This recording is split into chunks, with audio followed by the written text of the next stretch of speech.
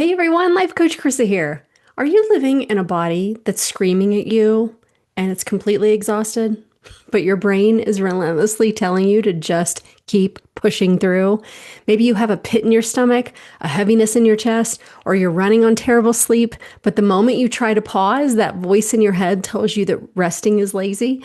Well, today we are diving into the hidden war between your body and your brain, and we are going to unpack why you feel like a hamster on a wheel, how to stop using external things to numb your internal exhaustion, and exactly how to put you back in the driver's seat of your own life. Are you ready? Let's dive in.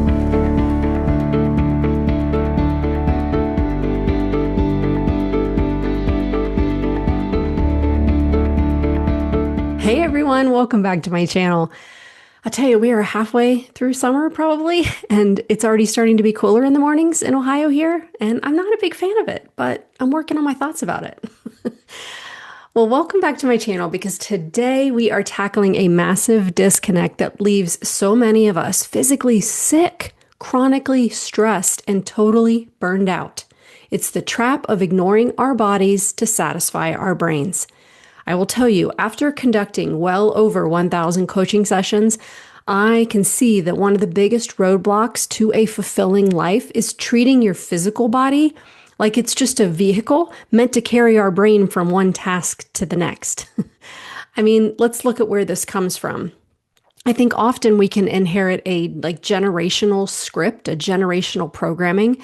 I know that I grew up watching incredibly hardworking parents and grandparents.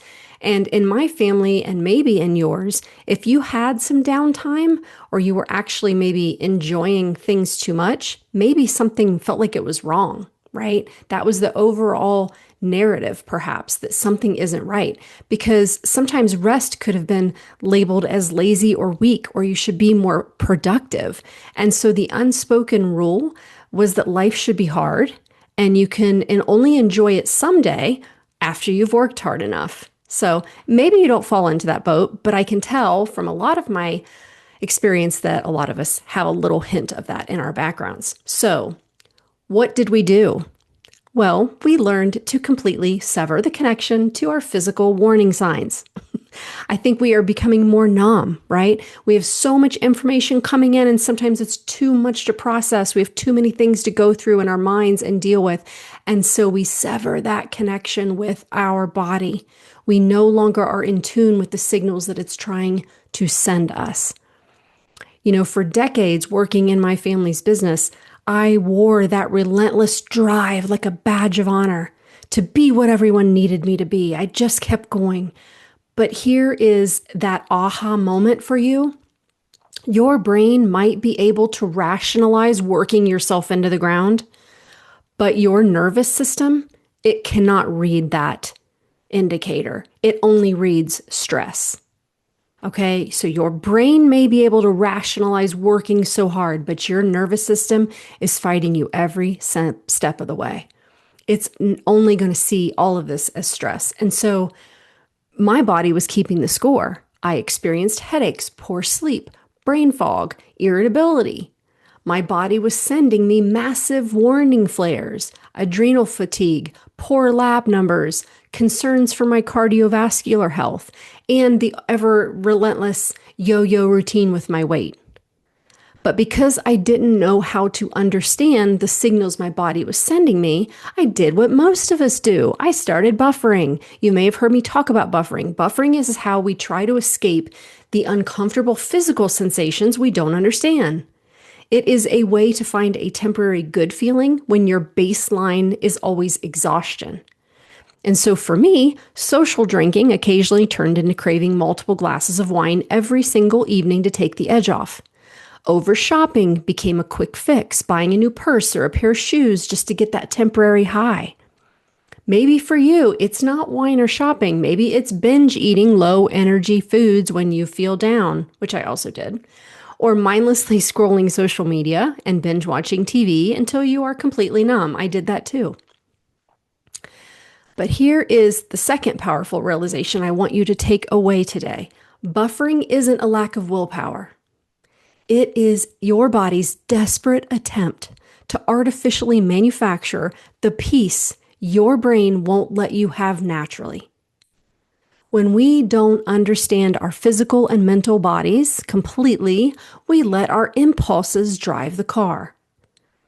And when we spend years conditioning ourselves to push through exhaustion, we often lose that ability to recognize when our body is operating in a state of chronic dysregulation. Nervous system dysregulation isn't just feeling stressed. It is a physical state where your body remains stuck in that survival loop, like your fight, flight, or freeze, even when there may be no immediate danger. This becomes its normal. We don't want this to be our normal. So I want to share with you the top 3 signals that your body could be dysregulated. And as I share these, I really want you to pause and ask yourself if you've ever felt these in your own life. So number 1, there's like this visceral physical tension. It's like maybe the gut and the chest alarm, right? When your nervous system senses continuous overload, it communicates through physical contractions long before your conscious brain even registers the stress. So that might look like a pit in the stomach, a persistent heavy feeling, a knot, or a sudden digestive distress. It could be a chest tightness and shallow breathing, feeling a heavy weight on your sternum, or noticing that you are holding your breath while doing routine tasks. And then there can be this chronic motor tension, a clenched jaw, raised shoulders, or holding tension in your hips and lower back without even realizing it. That was a big one for me. I used to feel like I was walking around this all the time, even when I'm sleeping. Number 2, there's this like wired yet tired sleep and energy crashes. So dysregulation disrupts your body's natural circadian rhythm and hormonal balance, particularly your cortisol and your adrenaline. And so there might be this evening buzz. You feel bone deep physical exhaustion all day, but the moment your head hits the pillow, there's this low grade buzz of anxiety that kicks in, keeping your mind racing. Or maybe it'll be that 3 a.m. wake up, right? You wake up abruptly in the middle of the night with a racing heart or a feeling of dread. And that's signaling a cortisol spike when your body should be in its deep repair state. And then there's brain fog and sudden crashing, experiencing that severe afternoon energy dip where your mental focus completely vanishes and it leaves you feeling very detached or irritable, frustrated. And number 3, there can be these compulsive urges to buffer or escape. So when your internal physical baseline feels uncomfortable, your brain is aggressively seeking fast external ways to alter your nervous system chemistry. I really want to reemphasize that. When your internal physical baseline feels uncomfortable, your brain is going to aggressively seek fast external ways to alter that nervous system chemistry. It's looking for the fastest resolution to get you feeling better. And often those things that it's going to turn to are not actually good for you. So that could look like reaching for these artificial quick fixes. It's an intense, almost automatic drive to numb out, whether that's through sugar, alcohol, impulsive online shopping, or mindless scrolling. Another one is this inability to sit in silence, feeling genuine discomfort or panic during quiet, unstructured moments, like sitting in a parked car or lying on a couch for 10 minutes without a device. Can you imagine? And then there's this hyperreactivity, overreacting to minor inconveniences like a small spill or an unexpected phone call or a bad driver. And you'll have immediate irritation, rage, or even tears because your emotional bandwidth is entirely depleted. I know that so many of us can experience these things in our life, right? But can we see them? Can we really stop and see them in ourselves? Because I can tell you that Carissa from 10 years ago had all of these. But I want you to know that you do not have to continue on this path. So, how do we rebuild that bridge and take back the wheel? We don't do it by overhauling everything in one day. I am a big advocate for starting tiny, starting small.